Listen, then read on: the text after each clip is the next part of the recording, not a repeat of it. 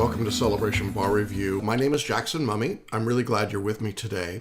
And in today's message, we're at about 113 days until the next bar exam. So if you're watching or listening at about that point in time, right on, you're right at the right spot.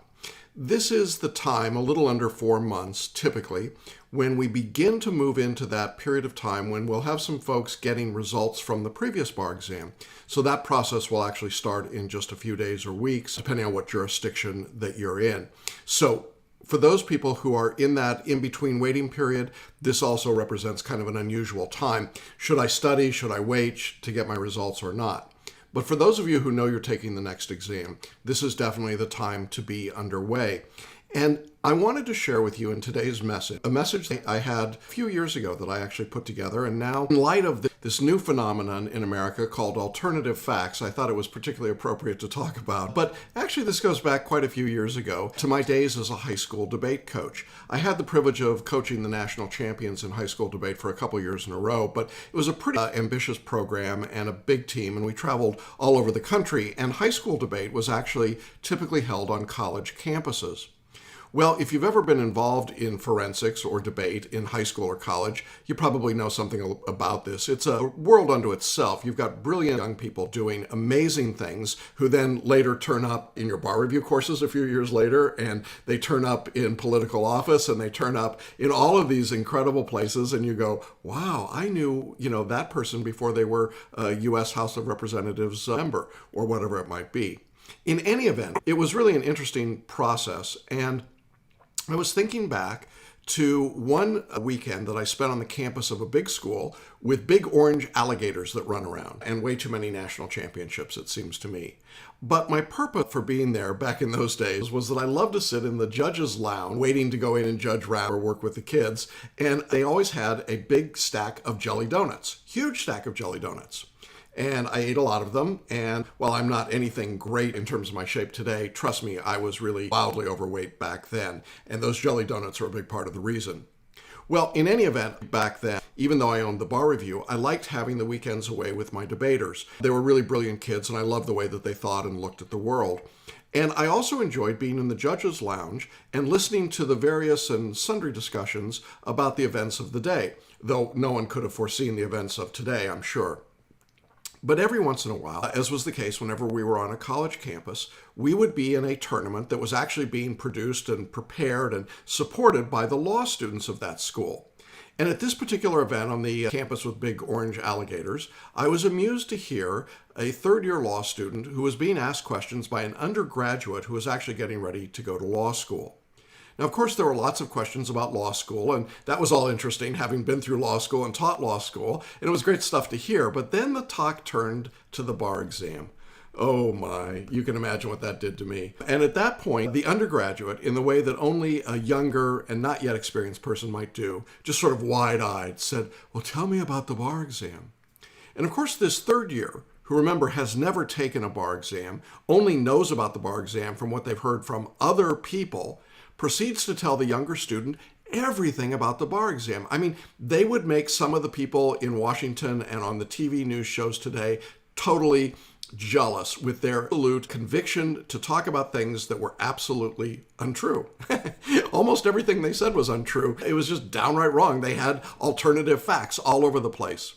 And so I sat there and I munched on my jelly donut in silence. And I actually thought back to the old Broadway show, You're a Good Man, Charlie Brown. And there's a great song in which Lucy tells her little brother Linus all about how the world works. All of which she says to him in a very earnest and heartfelt way. And all of it is completely wrong. Things like, how snow comes up from the grass, which kind of makes me feel like the world we're in today. It's all earnest and heartfelt, and most of it's not true. And when it comes to the bar exam, this was absolutely the case. And I thought, this is the kind of information that new law students typically get subjected to. Now, the information that this 3L was sharing was things like, well, the only way to pass the bar is to memorize literally thousands of pages of material. You will have to study 20 hours a day, every day, for 7 weeks. It's the only way to do it. You will have to memorize and put together these huge checklists. You'll have to learn all these mnemonics. You'll have to learn this way of writing called IRAC, and it's the only way you can write, and the examiners only want you to do that, and the exam is completely impossible, and no one can pass it unless they take the big box bar review. Well, that did it to me. I mean, that was the one that got to me. Everybody's got to take this course, at which point I think I began to choke on my jelly donut, and I might have drawn some unwanted attention to myself. And someone at that point, I think, pointed out or whispered to the 3L that maybe it wasn't the smartest thing to say with the owner of another bar review sitting in the room. And so our 3L looked a little flushed and embarrassed and then quickly exited the room. Well, what's the point of telling this story except to say that I was a little fatter and I ate a lot of jelly donuts and maybe I didn't do as much coaching as I should have back in the day, although the teams did pretty well.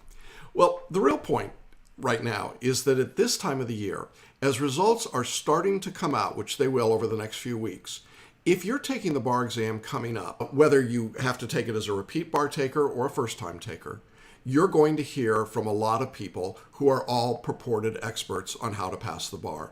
My Twitter, my Google feed, my Facebook feed are all filled with these things all day long, every day.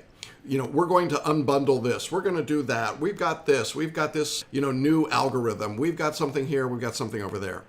It's really interesting stuff. But when I go to look at the credentials of the people who are talking about how to pass the bar, most of them don't have any credentials at all.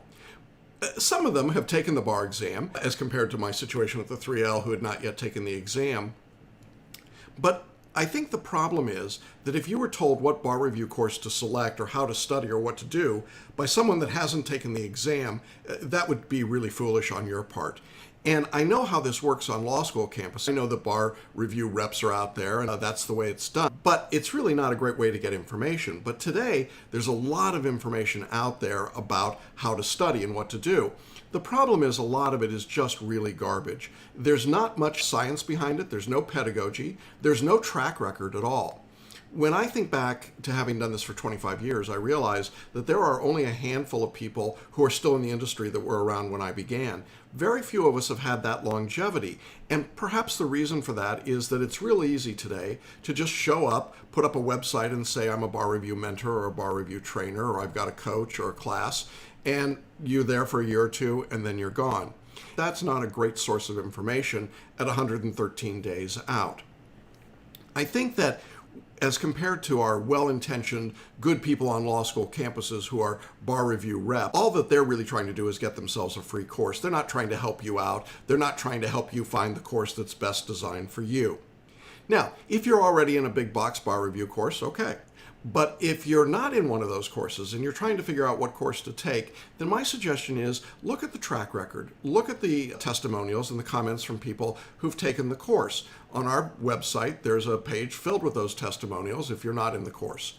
If you're in our course, you already know about our approach and what we're doing. And I want to just say that in that circumstance, follow what we're asking you to do. It works and it works well, and it's to your benefit as you begin to get into your studies.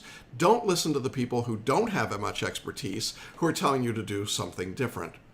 You hope when people go off on their own like that it'll work out for them, but oftentimes it doesn't. And it's often that some of these potential students of ours come back with their tails between their legs saying, maybe I should have listened to you, maybe I should have paid a little bit more attention, maybe I should have done what you asked me to do instead of following the herd, following the crowd. I say all this only to point out that there's going to be a lot of verbal clutter around you as we come into this period of time in which we transition from results coming out of one exam and into the next group of students taking the next bar. Regardless of what your situation is, keep your eye focused on what you're doing. Keep focused on where you're going. If you're in our course, follow the structure and the mechanics we've laid out for you. But if you're just starting out in your studies, as most of you are, you're going to want to focus on the simple structure and mechanics more so than the substantive legal study at this stage. There'll be plenty of substantive legal work to be done, I assure you, in our course at least. But for right now, you need to learn how to do things as much as what you need to learn in the way of specific material. And when you get these distractions, you get the well-meaning know-it-all comments from people who don't actually know it all. Just ask yourself, what's this person's expertise? Did they take the bar and fail it multiple times? If so, does that really make them an expert now? How long ago was it that they took the bar? Do they do it for a living? Do they have any connection? Did they just post on the internet and being a hater? One of my students said to me, the haters are going to hate and there's not much you can do about it. And if you don't have haters, you're not doing anything to make the world better. And I think there's probably some truth about that. There are haters out there for every bar review and every course. I would not put a lot of attention on any of that. I would focus on what the course is offering and making sure that it's sending you in the right direction for what you need. Look, don't let all of that distraction drive you into a fit of jelly donut eating. Stay on track, stay in course, continually following the approach and the information, certainly if you're in our course. But I think that if you can get through this period of time, this couple-week window when we start to transition with a minimum of distraction, you're going to be just fine. And as we get closer to the exam, there'll be more work to do. But for right now, it's a matter of taking one step and then the next step and then the next step. Don't get too far ahead of yourself. Don't try to get it all done this week. It's not necessary. It won't really help you. And that's real advice from somebody who really knows what they're really talking about. And it's not alternative facts.